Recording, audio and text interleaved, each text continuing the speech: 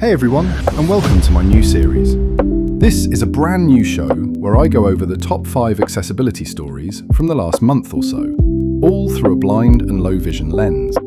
So without further delay, let's get into it. Coming in at number 5, PlayStation announced the PlayStation Studios Accessibility Community Council on Global Accessibility Awareness Day.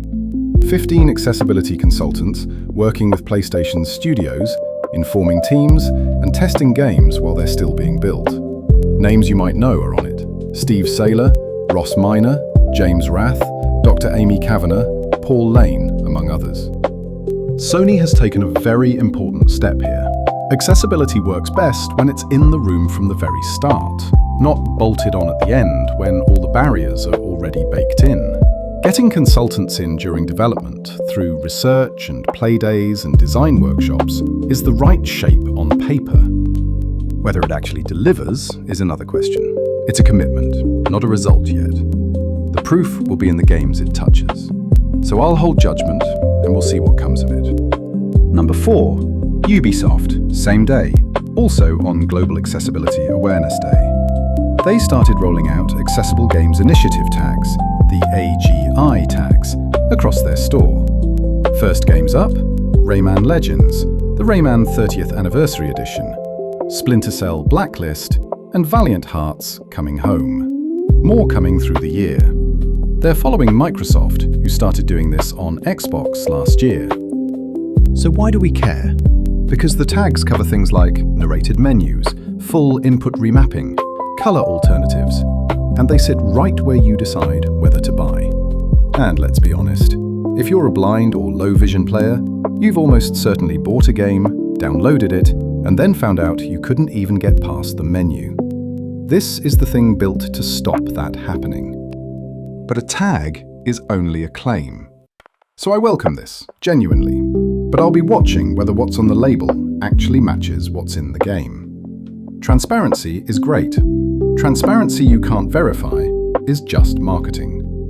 And it's a slow rollout across a massive back catalogue, so 4 games down, let's see the pace. Number 3, the Accessibility Summer Showcase. 4th year running, still the only game showcase entirely dedicated to accessibility. About 52 minutes, and it ran with captioned, ASL, BSL, and audio-described versions. The audio-described one narrated by Sightless Combat. And the blind and low vision lineup this year was genuinely special. Top of my list, the Tennis Academy. A fully blind accessible tennis role-playing game. And the way it does it is just brilliant. There's a virtual cane that projects a line out from your character and lets the screen reader narrate whatever it hits. A navigation menu that just zips you straight to the NPCs and exits you need. A little companion character who describes the environment whenever you ask. Sound-adapted tennis balls so you can track the rally by ear.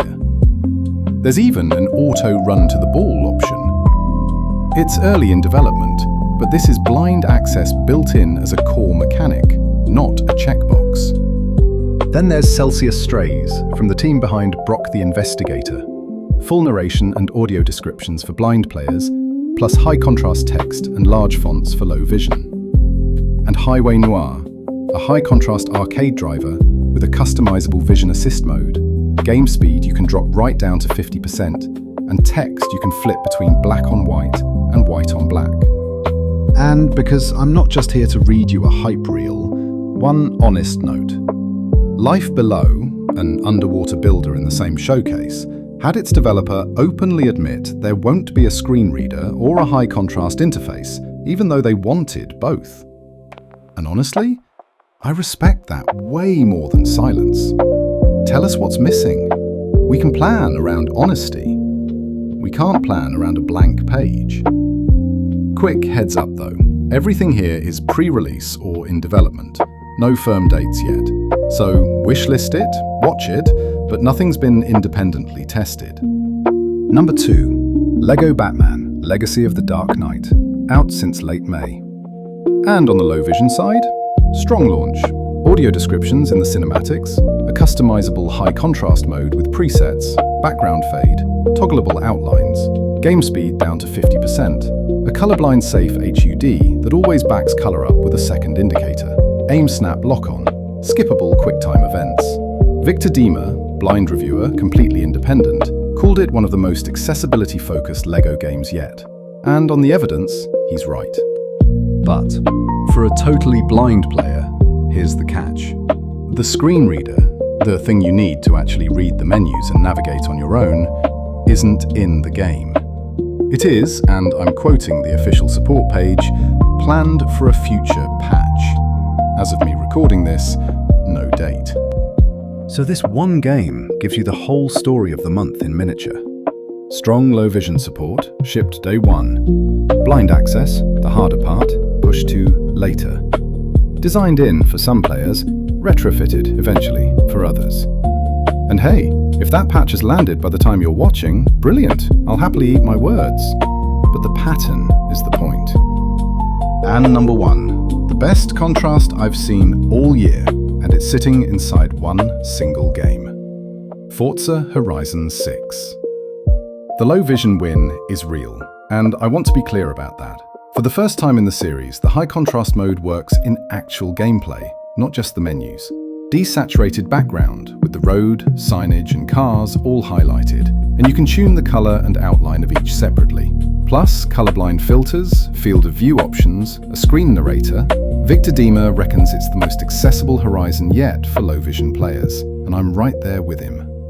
But here's the blind story. Forza Horizon 6 has auto drive.